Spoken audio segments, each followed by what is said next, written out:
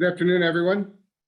I will call the March 2nd, 2023 virtual hybrid meeting of the TRPA Hearings Officer to order. My name is Andrew Strain, and I'll be serving as the Hearings Officer today. Item number 2 on our agenda is the approval of today's agenda. I'll check with the staff to see if we have any changes to the agenda as it's been posted. Yes, Andrew, this is Julie Roll. Per the applicant's request, item 5F, the King new single parcel pier is going to be continued to another meeting. I'm not sure if it'll be the next meeting or one after, but we will send new notices out to neighbors to let them know when that future meeting will be. So that item will not be heard today. And we will renotice? Correct. Very good. Any other changes? No. All right. Based on the input from staff, we will amend today's agenda to continue item 5F to a future date yet to be determined, and that is the King new single parcel pier in El Dorado County. Item 3 are the public interest comments. These are for no action. Any member of the public who wishes to address the hearings officer on any agenda item that's not listed as an announcement of appeal rights or as a public hearing item, or on any other issue may do so at this time. However, please be aware that public comment on the announcement of appeal rights or on public hearing items will be taken up at the time that those agenda items are heard.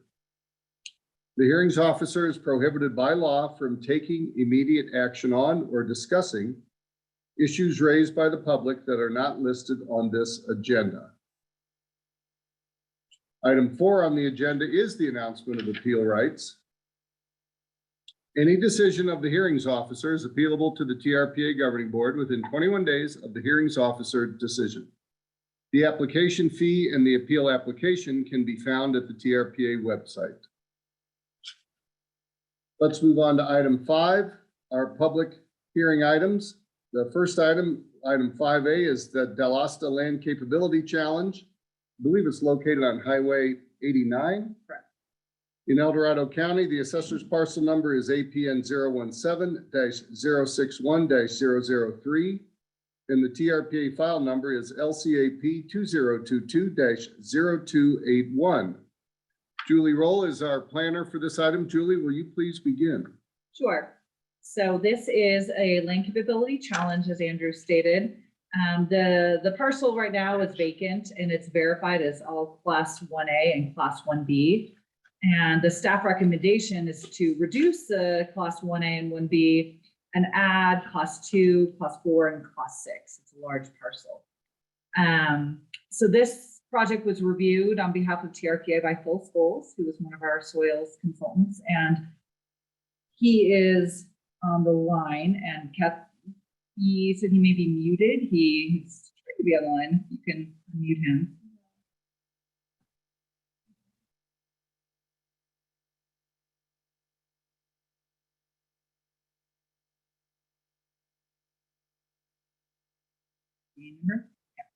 So we will give Phil a chance to kind of go over what he found in the field. And then there are some other issues associated with this property I want to get into, but I think maybe we can have Phil just go over the soils and his report first. Very good. Thank you, Julie. Phil, can you hear us?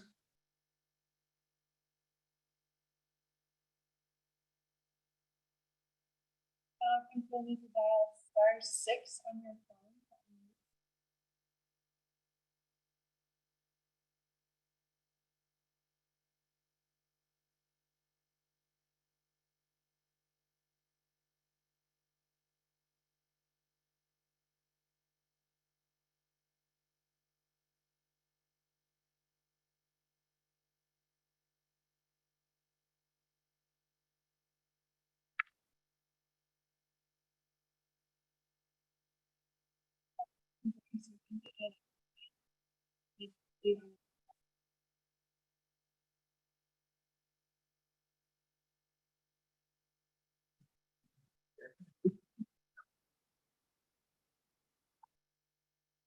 Is he trying? It's not working. Maybe we should move on to one of the next items and then come back. I would like to hear from Phil on this and have a question or two for him.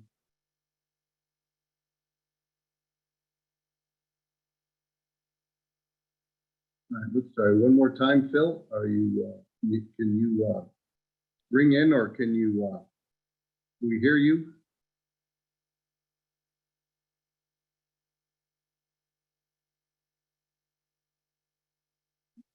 Okay, let's give him another chance here, and then we'll move on to the next one.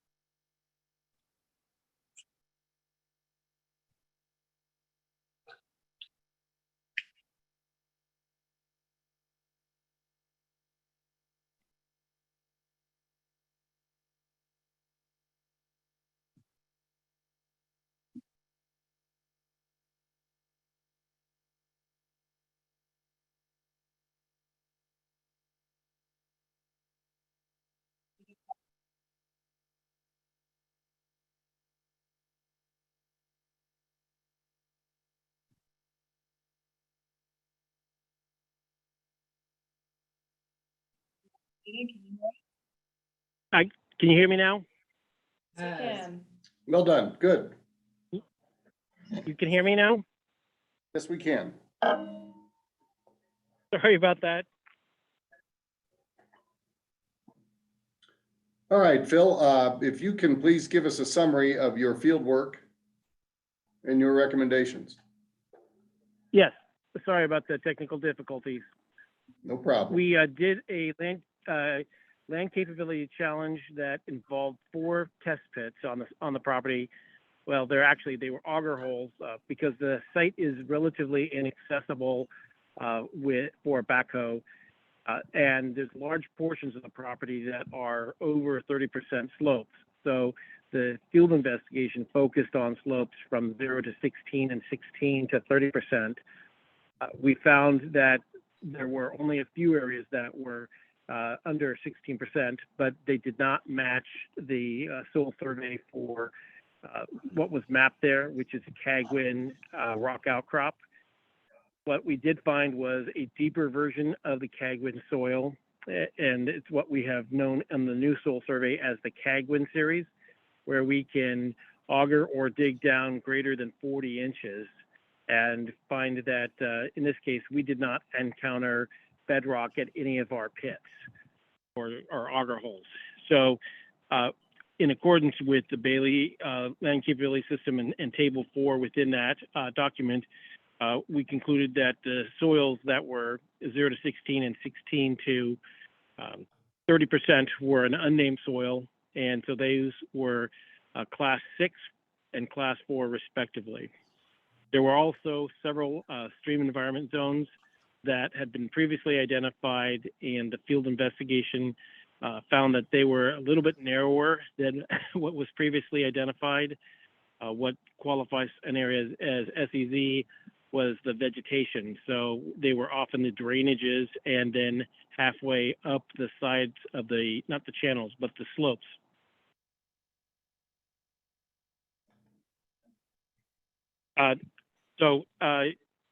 Any questions? Yes, Phil, and thanks for the explanation of what you were able to accomplish given the site constraints. Is there, I'm curious if in the SEZ portion of it, where there was a broader one on the east side of the parcel that you have divided into 2 distinct SEZ areas that are shown on the map that we're looking at on screen right now, that would be the proposed land capability classes and mapping over the topographic survey that was the base sheet. In the last, I believe this was the last action that we took on the property in 04, relative to LC, land capability determinations, and LCV, I think it was, that's also in the packet. It's a broader stream zone on the east side versus the way you're showing it in two smaller areas. So it looks like there's a significant reduction in the area of SEZ from what was already on file. Can you describe a little bit about how that differs in your opinion?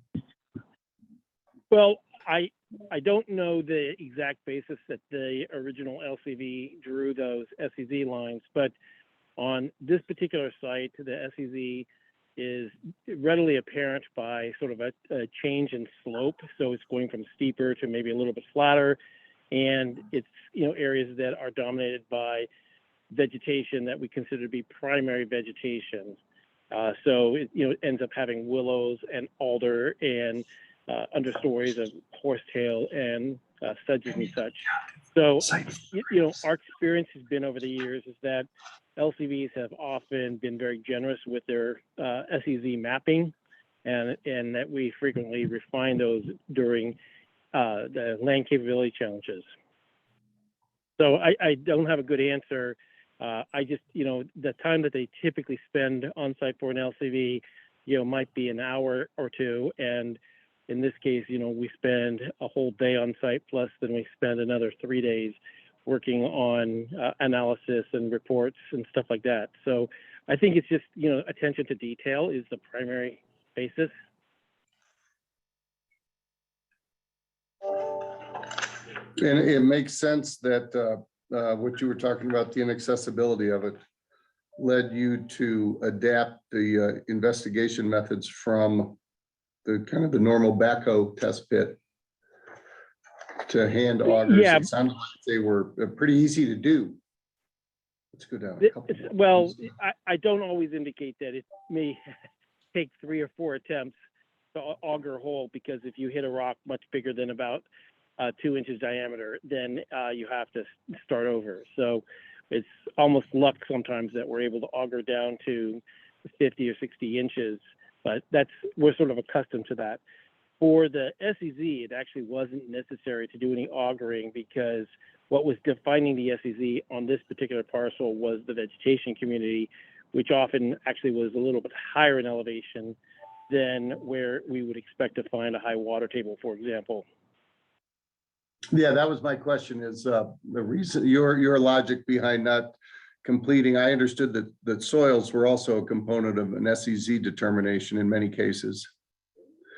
In many cases, that's true. But the SEZ criteria, you only have to meet one primary indicator, and probably half of the time it's vegetation. The other half of the time it's a combination of soils and vegetation or hydrology. And outside of the, obviously the what looks to me in the photographs and on the topography to be well-defined channel, what does it look like, at the top of the bank, so to speak, in those instances? Right. I don't know if it's relatively apparent on those diagrams, if you can either zoom in on them, but the underlying topography, you typically see that the SEZ correlates to a change in slope. Now, it may be a moderately to steep slope that you see that change on. Yes. But they almost always correlate to some kind of minor slope inflection.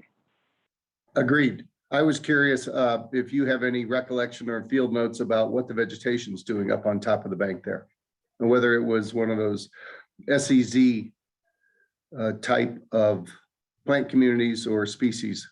Oh, actually, when you got out of the areas that were outside of the SEZ were predominantly sugar pine, white fir, a little bit of incense cedar, and then mountain snowberry, and a little bit of some chinkapin, all species that we typically do not associate with the SEZs. So the things like willows and mountain alder and horsetail and rushes were very, very tightly confined to the areas that we mapped out. Okay, that's what I was after. Thanks. Yeah, sorry for not being clear about that. No problem. My question probably wasn't as clear as it could have been. So it looks like there's a significant reduction in the low land capability districts, including the SEZ area from what's on the books today, so to speak, in the project Yes, record. there is a significant reduction of class 1A and a moderate reduction on the class 1B. Yeah, it looks like a little over an acre each on over the 6.5 plus acre parcel. All right, I don't have any other questions for Phil. Thank you. At this point, do we have a representative of the applicant on the line? Catherine can check, but I think perhaps not.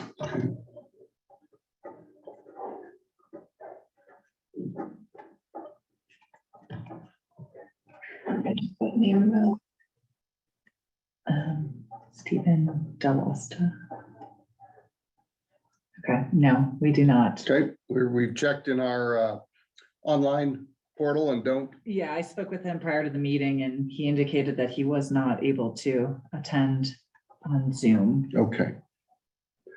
Very good, thank you. I don't have any questions more for the staff or our consultant, and we don't have the applicant on the line. So at this point, I'll open the public hearing and ask for a show of hands of people who would like to provide public input. I'll let Julie first note the public input that we've gotten already. Go ahead, Julie. Thank you. I just wanted to kind of bring up a separate issue. It's not necessarily related to the field work that Phil conducted or his, interpretation, his recommendation.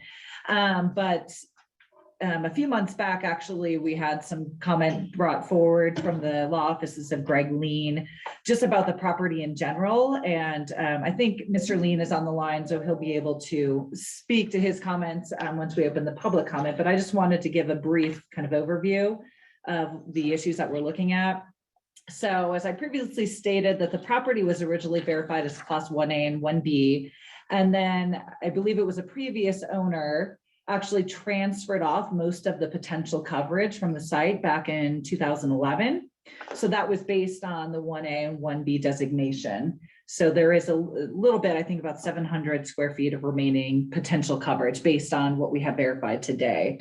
And as part of that transfer, which is typical, we require a deed restriction, which has language in there that the sending parcel, which is the subject parcel we're talking about today, has to be kept in a natural or near natural state. And then this is just paraphrasing, that the coverage cannot be returned to the property without, TRPA approval. It's somewhat vague, but basically that, the coverage is transferred off. It can't be built on. It was low capability at that time.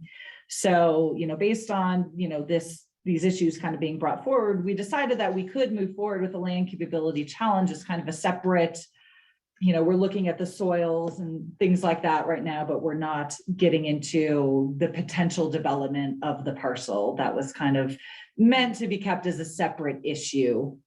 So we came up with some potential language to put in the approval letter that will be issued with this land capability challenge if it's approved. And this is a little bit out of the ordinary because we don't have a draft permit like we normally do that's in the packet. So we were just trying to address the fact that this coverage has been just as stated in the letter that, the coverage has been transferred off and that we're not, making a statement as to the future development. So in my speaking with the owner prior to the meeting, he would like to move forward with this item, but would prefer not to have any additional language in the letter, as he would like to explore the issues of what could happen on this parcel as part of a separate action. He would like to apply to TRPAs for a separate application or pre-application to explore what could be done on this parcel if the land capability challenge is approved. So I'll leave it at that, and we can have public comment, and then we can circle back if we need to. Thank you, Julie. And when you say pre-application, talk just a little bit about that. Yeah, please. that's an application that we, people can apply and pay for, and it's basically just a chance before they submit an official application. They can come and talk to TRK staff and kind of get a feeling and discuss, potential issues and just get some guidance on how to move forward. So it doesn't result in a permit or anything. It just results in, maybe some documenting guidance on how to move forward. Okay, thank you. And you mentioned that in the deed restriction, and I think is probably a matter of standard policy, that when potential coverage is transferred off of a low capability site, is it true that and you mentioned that the sending parcel from which it was transferred off is required to be maintained in a natural or near natural state? Does that apply simply to the lowland capability districts, or does that apply to the entire parcel? It applies to, it's the idea is that when you remove the coverage, that it's supposed to stay removed. It's supposed to stay natural. So it's not to be disturbed again. So, in this case, it's all potential coverage. So it's a little bit different because there is no coverage there now. And as a class 1A, 1B, they'd be prohibited from having coverage. So it, I guess, doesn't really matter, but it's basically just saying it's restricted from development. But, based on our TRPA codes, it's restricted from development anyway. So, but it is just standard language that we put in all of our transfer deed restrictions. All right, very good. Thank you. Julie, at this point, I'll ask Catherine I will open the public hearing. Sorry, and I'll ask Catherine to look for a show of hands for anyone who would like to provide public input. And we did receive the public comment already, as you've mentioned. We have that in the record. We have that in the record. It's I've read uploaded that. on our file, provided to, the hearings officer ahead of time. Yes, I have seen it. Thank you. We Catherine? have one hand raised online. Greg Lean, if you unmute, you can address the hearings officer. All right, can you hear me all right? Yep. Yes, we can hear you. Well, good afternoon, Andrew and members of the staff. I don't know whether John Marshall is on, but he might weigh in on this too. But this has been the subject of some back and forth in a constructive way.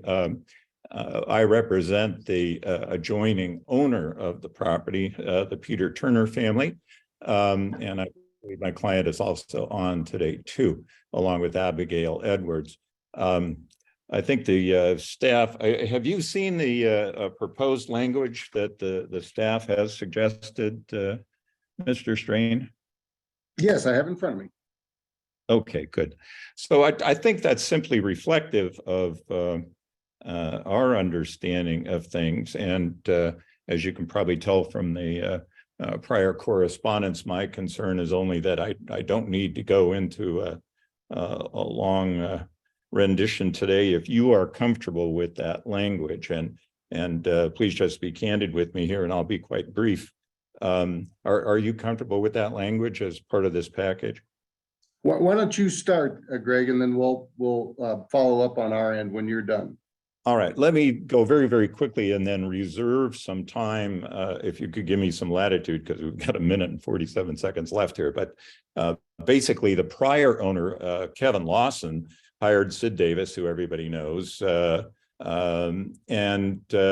he advised the prior owner that, yeah, he probably did have good land capability land. Nonetheless, Lawson was an investor developer. He bought a number of these lots. He had a Fallen Leaf Lake lot he was interested in developing. So he made a very well-informed investment decision to transfer the low land capability coverage to his Fallen Leaf Lake lot and then deed restrict that lot.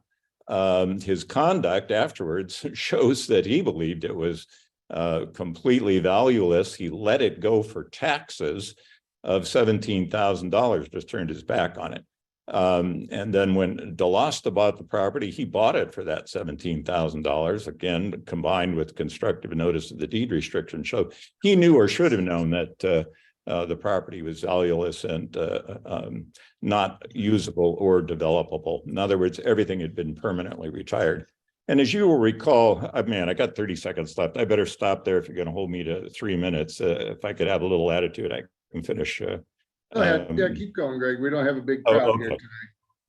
All right, so anyway, so Delosta had constructive notice of the deed restriction, if not actual notice.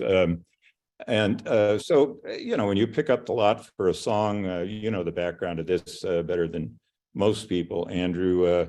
When these transfer provisions were created, they were created with the notion that we were going to allow some equity to people who had their lands essentially taken. I litigated some of that stuff, so I remember. You know, if suddenly people went from having valuable property to having property that had no value, so you wanted to give them some kind of an interest that they could transfer if they would permanently restrict their lot, which was done in this case. And it's certainly not done to encourage later profiteering at the expense of the environment. So I think we can all agree if the original owner, Lawson, had immediately after he deed restricted his property come in with a new application for a land capability challenge, I think you guys would have bounced him out on his ear. So I don't think, since these deed restrictions go on, they run with the land, that you can have your current applicant, Mr. Delosta, treated any differently. Really, this application, if it was aimed in any way, shape, or form at increasing development potential, that's not going to fly, and that's what we want to reserve our right to raise later. I think maybe John Marshall can weigh in on this, but my understanding is that with this paragraph, we've essentially kicked the can down the road and leave that issue for another day, depending on what Mr. Delosta intends to do. And I'm curious, Julie, if you know what his plan was as well. Anyway, I'll stop there, and please ask me questions if you have any. Thank you, Greg. I do have just one question at this point. You're representing the adjacent property owner, the Turner family, Yes. which we have the vicinity map with the parcels laid out on screen right now. Can you help us determine which is the Turner's parcel? Yeah, it's the It's in the parcel packet. immediately to the north. Okay. And does it also, Greg, does it also have highway frontage like the Delosta parcel does?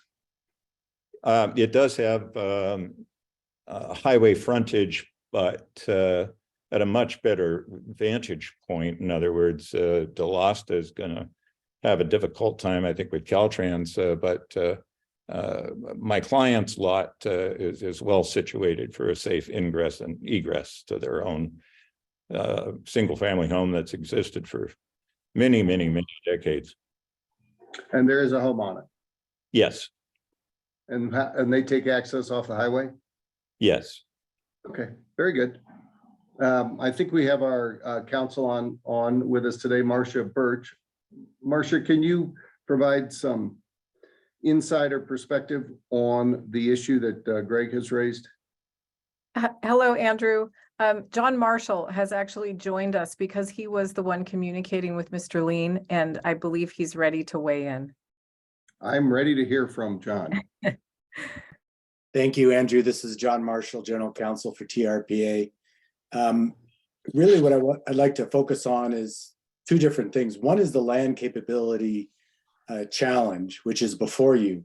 And the other is this cover letter that TRPA would issue with the land capability challenge if you grant it. So let's just kind of be clear in the first instance that the language really is TRPA's staff informing the applicant that the land capability challenge does not affect these prior actions that were taken on the parcel, and as described by Greg, include the transfer off of significant amounts of 1A and 1B coverage that were predicated upon the prior land capability verification for the lot. In other words, the owner the prior owner took advantage of that land capability verification to utilize coverage that would not exist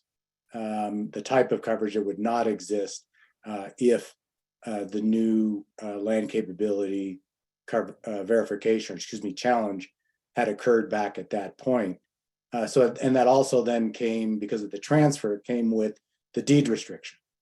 And so what we're intending to do by this additional cover letter language to the basic cover letter is to inform the applicant that, hey, here you go, here's your new land capability challenge, but because of these prior actions on the site, there's going to be limited future development potential, if any. That makes sense to me. Thank you, John. Yes, I do see that, and I agree with you on what's before us today is simply the technical merits and nature of the land capability challenge based on the reports and investigations that we've heard already and what exactly is on the ground. And I might suggest that, we don't have to, and I can talk to Julie, or Julie can talk to this, we don't have to send out the letter immediately after your action. You can take your action and we can have a conversation with the applicant, tell him why the language is in there, hear any objections. And if we I doubt it, but if we need to modify anything, we have that opportunity, and then send the letter in the final, map to him. Yes, and any changes to the letter that you may come upon. And I would coordinate with Greg on that, just so he's in the loop and knows what's going down if there's any change. Very good. Anything else, John? No. Thank you. Let's go back now, and I'll continue with the public hearing. Thank you for that segue, both Greg and John. Catherine, do we have anyone else who would like to testify or provide input? Yes, Pete Turner, if you unmute, you can address the hearings officer. Thank you. Can you hear me? Yes, go ahead, Mr. Turner. By the way, that's a picture of me from high school. I don't know where that picture came from, but I just want to provide a little bit more context to this. I think Greg did a very good job of summarizing.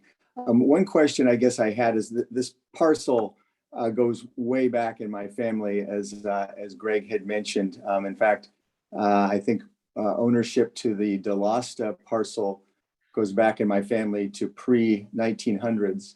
My great grandmother had left that property to the widow of one of her children, and it has remained undeveloped since then. My father inherited the parcel just to the north, and that's where we have, when we say a single family home, it's a plywood A-frame that my parents and another couple built back in the 1950s, and is a very, I would say, modest dwelling. One comment I just had is, I know when Phil had mentioned the SEZ, and again, I apologize, I'm definitely a layperson when it comes to this, but this area that is referred to as sort of the stream area, that's the Rubicon Creek that runs through Bliss, through the DeLosta parcel, through our parcel, and then down through, I believe it's the Green parcel, down to the lake. This is a stream that is running year round. It's got a thriving rainbow trout population. And one of the concerns that I've had about this, one of the reasons why I've engaged Greg and others is, as was described by Phil, it's a very sloped environment. And I have a lot of concern about that stream, which is just a treasure, being in any way impacted by any of this. And that's why, again, we've been putting a lot of time and energy into to addressing these issues about development. I think Greg did a very good job of explaining that. I think, as he mentioned, Sid had done a detailed analysis of this parcel that came out very similar to Phil's. But Lawson, the prior owner, had that and knew that if he was to have gotten those changes made based on a classification challenge, it wouldn't have it wouldn't have done him any good. In fact, it would have made him unable to develop a parcel in the Fallen Leaf Lake area. And I think his decision to not do that and to use the Class 1 and A and B to develop that parcel is again our basis for arguing that there shouldn't be further development on this parcel. So with that, I will pause. Thank you, Mr. Turner. Appreciate it. Catherine, do we have anyone else? Abigail Edwards, if you unmute, you can address the hearings officer. Good afternoon. My name is Abigail Edwards, and I am working with the Turners on helping represent them on this. My only comment is I would just like to ensure that we work out the remaining 1B coverage that could potentially be transferred off-site, because the previous availability of Class 1 and 1A and 1B is higher than what it will be with the approved challenge. And so I was just kind of curious how TRPA was going to handle that. It would make the transfer non-conforming. And so is TRPA going to honor the previous transfer paperwork or the new numbers that would be potentially transferable with the Class 1A and 1B with a challenge? That makes sense. Thank you, Ms. Edwards. That's a question for the future. That's Okay. not part of the action that is before us today, unless I am corrected by our esteemed legal counsel. Right on. Very good. Catherine, sorry. I'm used to seeing Georgina sit there at the controls. It'll take me a little bit. Catherine, anyone else to provide comment? There are no other hands raised to comment on this item. Okay, I do want to go back to Mr. Lean. Okay. Mr. Lean, I have a question for you, as you have asked me to ask you. Are you supportive of the language that's in the draft letter from TRPA to the project applicant at this point in time?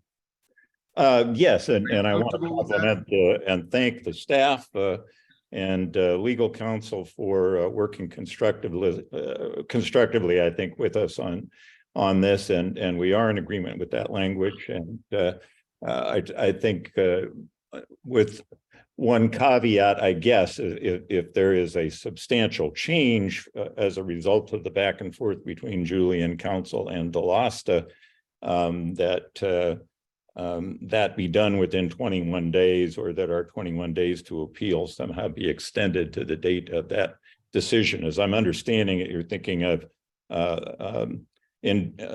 authorizing the staff to work with the applicant to see what further might be done to clarify. Does that make any sense? Yes, so you want to preserve your right or ability to file an appeal within the window as it's listed in our rules of procedure. Yes, and an understanding with you and the staff that we'll attempt to do that within the 21 days, or it will be extended if there is substantial change to that language. I understand what you're getting at. Thank you, Greg. Anything else? Nope.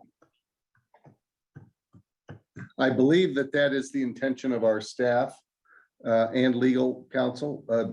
John, do we, I think I'm happy to condition that, although I'm not in charge of the workload for the staff here, obviously, or have input into that. I'm sorry, we will get that done. We can't extend the time for appeal. We understand the interests of the parties, and we will do our very best to wrap this up within a couple of days rather than have things linger. But again, it's not really, I mean, just to Greg, it's not really an action that is appealable, but because it's not part of the land capability challenge, it's simply informing the applicant of TRPA's position regarding the past actions of the parcel. So just keep that in mind. I'm talking to yes, talking to Greg now. Not you. Thank you. Understood. And thank you also, John, for clarifying what is and what is not before us today. I agree with you. All right, at this point, I'll close the hearing and take action on the project, notwithstanding that I recognize there's a draft letter that has been prepared and shared between our staff and representatives of the applicant. Based on the information that's contained in our staff report, including the technical soil study and the recommendations of both our consulting soil scientist, based on his findings of the field work and the soil sampling that was done, as well as our staff, the findings that are contained in the staff report, including the determinations and the rationale on which those findings are based, I will approve the Delasta Land Capability Challenge in El Dorado County as it's been proposed by staff. Let's move on to item B, which is the El Tahoe Lakeview Shore Zone Protective Structure located at 953 Lakeview Avenue in South Lake Tahoe, California. The assessor's parcel number is APN 026-280-007. And the TRPA file number is ERSP 2018-1042. Brandy McMahon is our planner on this item. Brandy, will you please begin with a brief summary of the project? Yeah, so the applicant, which is El Tahoe Lakeview Townhouses, they are requesting to replace a failing concrete shore zone wall with a new steel sheet pile wall. This application was originally submitted in 2018. Concerns were raised by the city of South Lake Tahoe because the existing wall is located in a 20-foot wide city public access easement. Since that time, the applicant has revised the application. They removed the proposed wall from the city access easement, as well as the California State Lands public trust easement. I did take this project to the city of South Lake Tahoe Development Review Team meeting and asked the city to review the project. They have said that they're fine with their project, and they did recently approve the proposed plans.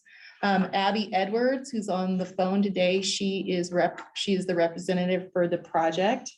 I did condition that the new wall be of earth tone materials. Mr. Strain did ask exactly what those materials would be. Abby, I'm hoping that you can speak to that when it is your turn.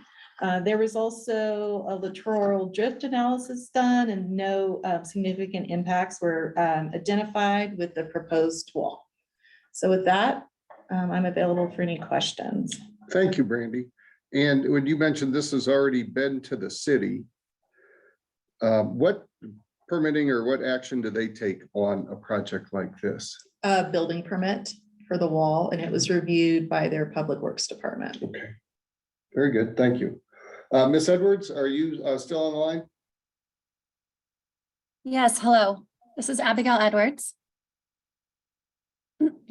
I also have Bobby Groza from Farrell Civil Engineering to answer any technical questions you might have. He's here with me.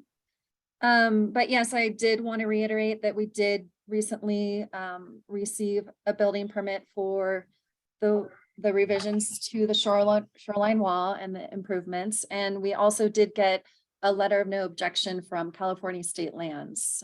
They concurred. They have no objections to this project. Very good. Thank you, Ms. Edwards. I don't have any further questions for the staff or for the applicant. I will at this point open the public hearing. Catherine, will you please look for a show of hands for anyone who would like to provide comment on this item?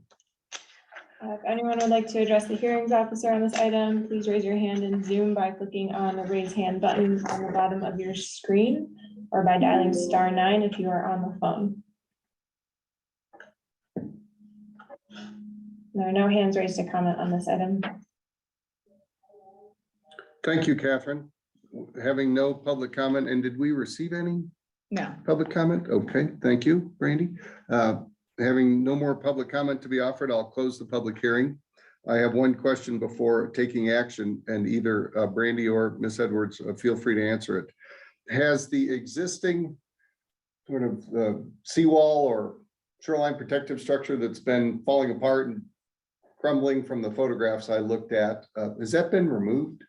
That's still in place? I do not know. Abby? Crumbling, but it's still there. Hi, yeah, no, it's definitely crumbling and failing, but we have not removed any material to date. Okay. There was some backfill associated with the wall that was scoured out from underneath the wall, and which is what caused the failure of the concrete. I see. And that Yes, occurred a this few years ago. Okay, thank you. I appreciate that. I don't have any further questions for the staff or for the applicant. It's a two-part action based on the staff's recommendation. I will make the required findings that are provided in our staff report, and that includes the finding of no significant effect, the findings that are listed for Chapter 4, Chapters 21 and 81, the special use findings, Chapter 80, the shore zone findings, Chapter 84 for the shore zone protective findings. The development standards also included in Chapter 84, and finally, the findings for an erosion control project in Chapter 85 of the code. Based on the information that's contained in our staff report, the rationale on which those findings are based, I will make the findings, and as again noted, it includes the FONSI. Secondly, I will approve the draft permit as conditioned and as noted by our planner, Brandy McMahon, particularly on the presentation of appropriate materials and colors for the project. I will approve the shore zone protective structure. It's really a replacement, but the project as it's been conditioned in the draft permit. Thank you. Let's move on to item C. The Coletta Multifamily Housing and Accessory Dwelling Unit Project located at 1971 F Street in South Lake Tahoe, California. The assessor's parcel number is APN 032-151-009, and the TRPA file number is ERSP 2022-1999. Brandy McMahon is also our planner on this item. Brandy, will you please begin? Yeah, so Paul and Vicki Coletta are proposing to tear down an existing single-family dwelling and construct 5 detached duplexes and 2 accessory dwelling units for a total of 12 units at 1971 F Street in the city of South Lake Tahoe. It's located in special area number 1, plan area statement 114 Bonanza. Multifamily housing is an allowed use. The maximum density based on the parcel size is 11 units, multifamily units, and then you can have up to 2 accessory dwelling units as part of that project. There were some questions raised about the landscaping, the landscaping plan submitted with the application. Today, Corinne Hoyda, who is the applicant's representatives, emailed TRPA an updated landscaping plan showing landscaping along additional landscaping along F Street and Bonanza. I know there's some questions about is there any landscaping proposed along the interior property lines? At a minimum, revegetation would be required because any disturbed soil will need to be stabilized. There was also, I had a question about fencing, wondering if there was going to be a fence located along the interior property line. So Corinne, if you're on the line, if you could speak to that. And Corinne, you did have a question about providing fencing around the units, fencing under 6 feet in height on high capability lands is exempt from TRPA code. So there's we don't object to that. And with that, I am available for any questions you may have. Thank you, Brandy. And your recommendation? I am recommending approval of the project, and I should also mention that I did take this project to the City of South Lake Tahoe Development Review Team meeting and have conditioned that all the city comments be addressed as well as TRPAs. So has the city, thank you, Brandy, has the city finished their planning review of this? They have submitted comments to Corinne Back to the Hoyda, applicant. and then Ms. Hoyda will be required to prepare plans that meet both the city and TRPA requirements prior to TRPA stamping approval of those plans. Can you describe, Brandy, what the other neighboring land uses are that aren't on the street, the two sides of the property? Or maybe I can, if not, I can ask Corinne that Yeah, too. you might have to ask Corinne. I believe they're multifamily and single family. I went out to the site before we had this latest round of snow, and I believe they're single family and multifamily, but Corinne, feel free to correct me if I'm incorrect. Okay, and that's one on each one is multi, one is single, Yeah, you think? yeah. Okay, very good. I don't have any other questions for staff, and we have an applicant's representative on the line. Yes, this is Corinne Hoyda with Basin Strategies. Good afternoon, Ms. Hoyda. Good afternoon. So yes, thank you for those comments, Brandy, and for taking in that revised landscape plan this morning. So to answer your question about the surrounding development, there are single family dwellings, kind of kitty corner, F and Bonanza. And then there is a multifamily dwelling unit directly adjacent to this parcel. On the, if you're looking at the plan on the screen, it's on the top side of the screen. That's multifamily, you said? That is multifamily, yes. And is there anything to the east? To the east is a large parcel, similar size to this parcel, and it has one small cabin, single family. Family, we'll call that. Okay, very good. Any other input? I guess I can just clarify that I appreciate Brandy sending me those comments from the city of South Lake Tahoe when she was reviewing this project. I to date have not received those comments directly from the city, so I think they might still be reviewing the project. Right. It's my understanding that this is the type of project that will require a dual review. Correct, because they'll have to get a building permit from the City of South Lake Tahoe. And Corinne, correct me if I'm wrong, it probably requires city design review because it's a multifamily housing project. So we submitted the project to the city and it is currently under review with the planning and the building department. We submitted it at late December. Very good. Thank you. Anything else? No. Nothing from me. All right. Nothing from Randy, nothing from Corinne. At this point, I don't have any questions for the staff or the applicant. I will open the public hearing and ask Catherine to look for a show of hands. Anyone who would like to provide input on this item. Catherine? If anyone would like to address the hearings officer on this item, please raise your hand now in Zoom by clicking on the raise hand button at the bottom of your screen or by dialing *9 if you have dialed in. There are no hands raised to comment on this item. Thank you, Catherine. Randy, did we receive any comment during the, after following the notice? We did not. Okay. All right, let's bring it back. Corinne, the questions I had on the site plan are really focused on the landscape plan.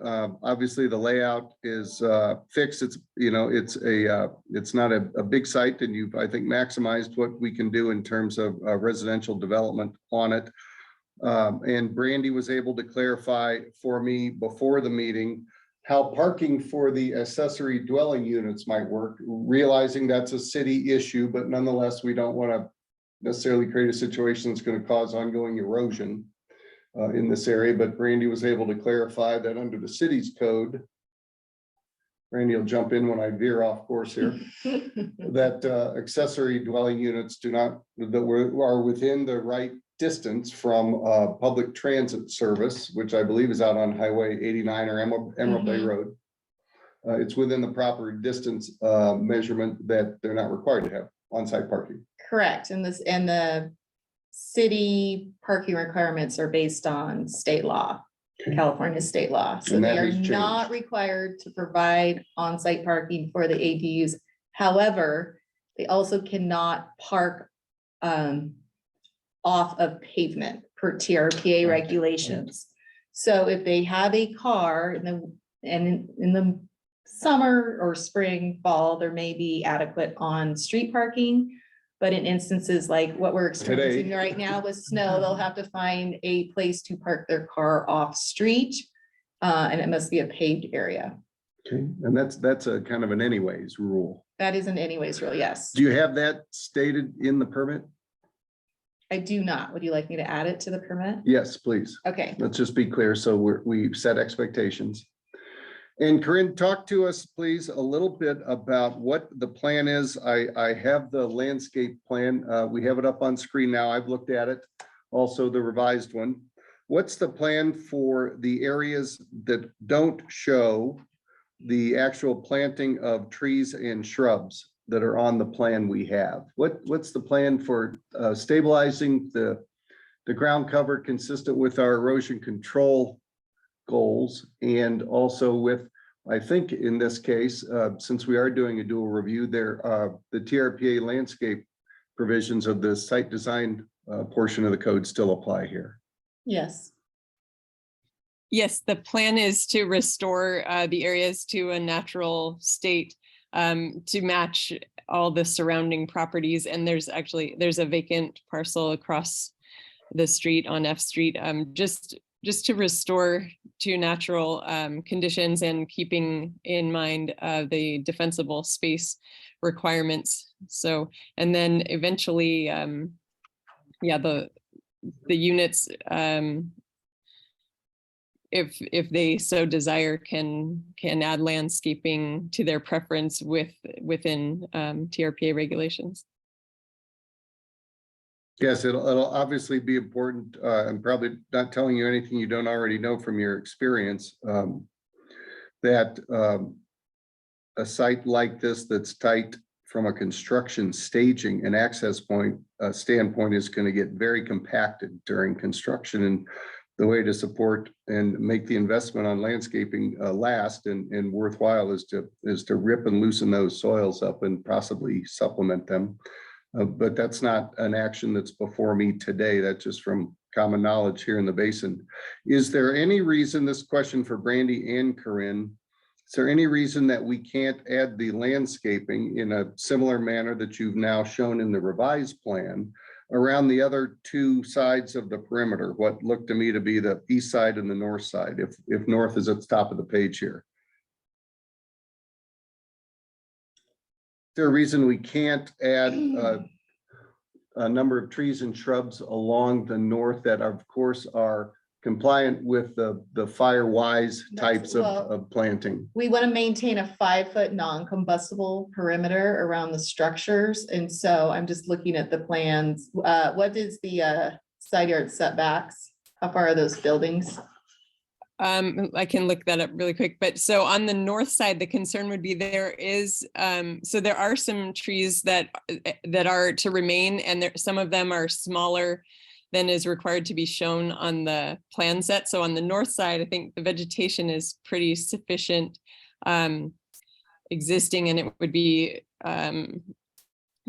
protected. And there's a 2-story multifamily dwelling right there. So I'd be concerned about adding large vegetation in that area just due to defensible space concerns. And how about on the east side? On the east side, it's nice and open and well vegetated as well. Yeah, we would I think just kind of transition into the natural vegetation in that area, which is what you see on the adjacent property. So rather than making a more distinct defining area of the separation of lots, probably just leave it, or restore it to natural vegetation would be our preference. but we're open to, adjusting that if necessary. I'm glad to hear you say that, Corinne. Thank you. Do we have any photographs in the file of the existing conditions? I can't tell, and obviously on a week like we've just had, we're not going to see much of small material that might be on the ground. We might see some trees. I don't have any information. Yeah, Sure. it's hard to, I'm looking at the photos you do have, and you can see, so if you look at image 2588, you can see to the east side, you can see there's some deciduous trees in that area, and then mostly pine, and it's pretty well vegetated, but I don't have any photos specifically on ground at that level. So you're looking over a roof peak in that photo. Yeah. Are we looking at one, Corinne, that's got looks like maybe a 3-car garage with a simple Yes. shed roof on it and maybe a Yes. fence and a driveway? Yes, and then in the background there, you see the yellow tree poking up over the roof line. Looks like maybe an aspen or Right, something that looks like an aspen in the fall. right. That's well, one of the perspective that you're looking at. And then you can see the adjacent multifamily dwelling is the green one behind those garages. Yep, and looking down this is the driveway Yes, of the existing residence that's on the parcel. correct. Okay, very good, thank you. Yes, Mhm. I would like to, and I am cognizant and sensitive to the fire, fire-wise planting or fire-wise, not crowding in flammable vegetation, I get that, but my sense is from a site planning perspective, based on the fact that this will be a relatively dense site, it does meet the standards, as Brandy has noted, in terms of density calculations. The city will go through the same drill, I presume, as part of their review. And having multifamily sharing a property boundary with multifamily on to the north and single family to the east, I think it's appropriate to condition the permit and approval. I think this is a good project that helps to do meet many of our housing goals, but I believe that some additional landscaping is warranted along the perimeters, and would like to ask Brandy to work with you on a final landscape plan that's acceptable, that meets the intent as I've just spelled it out, and also is consistent with our section of the code on landscaping for sites like this. Yes, that's agreeable. If she wants to, I don't know if the appropriate method is to add a condition to the permit, and then we'll address that during acknowledgement. Yes, I'll add a condition to the permit. I'm sure we can find a way to make that work, Corinne. Thank you. Thank you. And it's my understanding too, within the city limits, that fences of this nature, you'll deal with the city on those. I believe they have fence, I know they have separate fence permits for just fences, but as part of a development review package for an entire site like this, it's my understanding that you'll deal with the city on the fence itself. And just out of curiosity, do you have proposed materials for it? Yes, those are, well, we're working with the city. Actually, that's one of the items they want us to revise. But yeah, I don't think so as far as the roof goes, it would be shingle roofing, some slate color, some barkwood color, and then some natural stone along the bottom edges of the home, and then wood siding. Yes, it seems like the material sheet that's required to be submitted, that's in our application package, that I think those look fine. I think that's a great set of materials. I was curious, Corinne, if you had any designs so far or ideas on the fence itself, the fencing material. Oh, I apologize. I misunderstood your question. I believe it would be wood fencing. Solid wood fencing? Yes. Okay. It was true many years ago, and it's still true today, that good fences make good neighbors.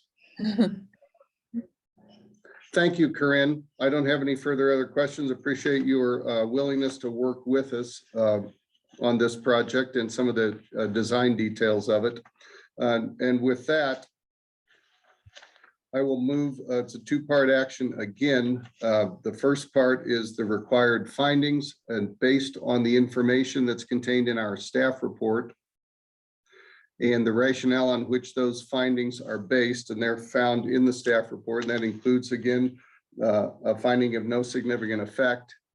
Chapter 4, Chapter 37, and Chapter 61, based on the rationale that are provided in our staff report. I will make those findings as proposed by the staff. And secondly, I will approve the draft permit and the project as we have discussed, and ask for Brandy to revise the conditions in order to make sure that we have adequate landscaping around the full perimeter of the property. And certainly, Corinne, if you have the ability or willingness to add some landscaping in between the structures and buildings, I think that's frankly going to help soften things and make for, over time, a really nice setting for the residents there. But I'll let you and Brandy work that out, consistent with what the code and the design review guidelines say today. I will approve the project with that modification to the draft permit. Thank you, and let's move on to item 5D, the Kuhn Holdings LLC Land Capability Challenge located at 8311 Meeks Bay Avenue, I think, in El Dorado County, California. The assessor's parcel number is APN 016-063-014. The TRPA file number is LCAP 2022-0643. Julie Roll is our planner on this item. Julie, will you please begin? Sure. This is Julie Roll. As Andrew stated, this is another land capability challenge. So the staff recommendation for this one is to change the land capability from class 3 to class 4 and 6. There is an area of verified class 1A that would remain, but it would be partially changed to class 4. And it did not change the back shore boundary delineation, so that would stay the same. This project was reviewed in the field and the report written by one of our soils consultants, Marshall Munnicky, and she was on the line. I don't know if she's still on. She had another meeting to go to, so if she's not with us, I will give her. She's no longer okay. So what she has to say about this is that the parcel situated on a moraine just south of Meeks Bay, one soil pit was excavated and the soil was very deep and very rocky. There was an LCV completed in 2022, which mapped the parcel as class 3. I think she means verified as class 3, 0 to 15% slopes, and class 1A, 30 to 70% slopes, and then the backshore area. The soils found were not in the Meeks soil type because they do not have a thin silica cemented layer at depth. There was not a root or water restricting layer. The soil was unlike any of the previously described soils, so that's how it becomes an XXX soil through this challenge. Once we go with the XXX designation, we just break it down by slope. In this case, it's 0 to 16% would be a class 6. And then there's a small 20-foot strip of class 4, which I think 0 to 16, 16 to 30, and then the remainder is class 1A, which is greater than 30%. So it looks like, Julie, we have 2 of the existing soil types that would remain and 2 new ones in addition to the backshore. Yes. Okay. And no other changes to the staff report. I didn't get any public comment. I did get one, someone in the public just asking questions, but didn't respond with any specific comments. So maybe they're on the line today, but we can find out. Very good. And we don't have Marshall, is that correct? We do not. Yeah, we lost her, unfortunately. All right. Do we have someone representing the applicant online today? Yes, this is Tony Matta with Ogilvy Consulting. Good afternoon, Mr. Maddow. Any comments or questions? No, we've read the staff report and we agree with the findings and conclusions within. Very good, thank you. At this point, I'll open the public hearing and ask Catherine to look for a show of hands for anyone who would like to address the hearings officer on this item. Catherine? If anyone would like to address the hearings officer on the Kuhn Holdings and Capability Challenge, please raise your hand now in Zoom by clicking on the raise hand button at the bottom of your screen or by dialing *9 if you have dialed in. And there are no hands raised to comment on this item. Thank you, Catherine. Seeing as we've received no public comment other than the inquiry, as Julie mentioned, and we have none today, I'll close the public hearing and take action on the project. Based on the information that's provided in our staff report, including the technical soil study that accompanies it, the findings made by our staff and the rationale on which those findings are based, including the conclusions of our staff and the consultant, I will approve the Kuhn Holdings Land Capability Challenge, 8311 Meeks Bay Avenue in El Dorado County as it's been proposed. Let's move on to item 5E.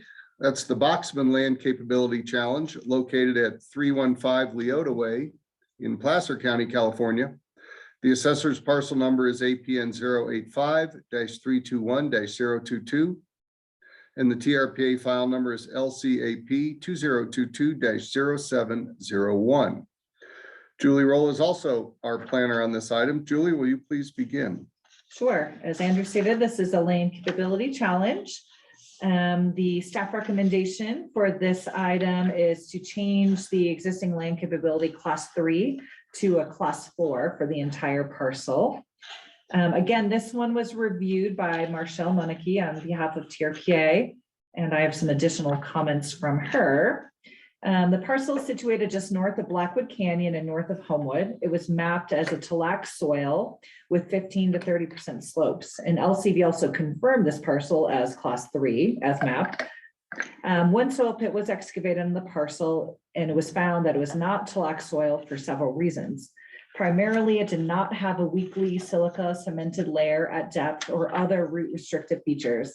In addition, the tillage soil formed in glacial outwash, and this soil that was found formed in a colluvium under weathered volcanic tuff, and I don't know how to pronounce this word, breccia, B-R-E-C-C-I. I know breccia. Yeah, Okay. I know it's breccia. Sounds like something you'd find on the Sopranos. Oh, good. Because the soil then would become an XXX soil, again, like the last one, because it's not found to be another mapped soil. It would fall into the class 4, which is that 16 to 30% slope. So that's how it would become class 4 rather than class 3. And I have not received, again, any public comment. I did once again have one neighbor call and just to find out what this really meant. And I explained it to him and he did not have any opposition or comments to share. Very good. And we've received nothing in writing either. Correct. Very good. Thank you, Julie. Do we have someone on the line today who's representing the applicant? Good afternoon. This is Abigail Edwards with Tahoe Land Planning again, and I'm representing the Boxmans. And we concur with the findings and have no objections. Thank you for all your hard work again to staff. Yes, you don't have to thank me. You can thank the staff. That's right. Thank you, Ms. Edwards. Sorry, Ms. Monarchy's not with us. I was dying to hear her pronounce some of these soil terms. I'm sure I butchered all of them. This is a No, little we haven't gotten to embarrassing, them yet. but hopefully no one else here knows correctly, so we're all good. I'm thinking of the ones that are in her report. Yeah, there's even more. It's always a challenge just to edit the reports that I get from her because I never know if it's actually misspelled or. It's not going to come up on a spell check that we have. No. Very good. Thank you. At this point, I will open the public hearing and ask Catherine to look for a show of hands to anyone who would like to provide input on this item 5E. Catherine? If any member of the public would like to address the hearings officer on this agenda item, please raise your hand down in Zoom by clicking the raise hand button at the bottom of your screen or by dialing *9 if you have dialed in. There are no hands raised to comment on this item. Thank you, Catherine. Seeing we have no public comment to be offered on this item, I will close the public hearing and take action on the project.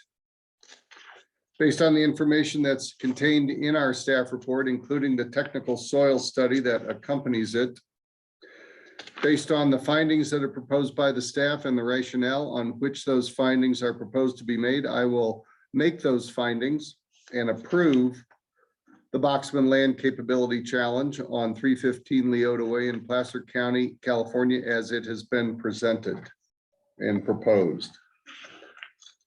Thank you. That brings us to item 6 on today's agenda, which is adjournment. I will adjourn the meeting and want to thank everybody for their participation, particularly in these challenging times. I'm glad we're able to have everyone join us remotely and not have to get out on the road system today. There are enough people out there already trying to get through town. Thank you, everyone, and we'll stand adjourned.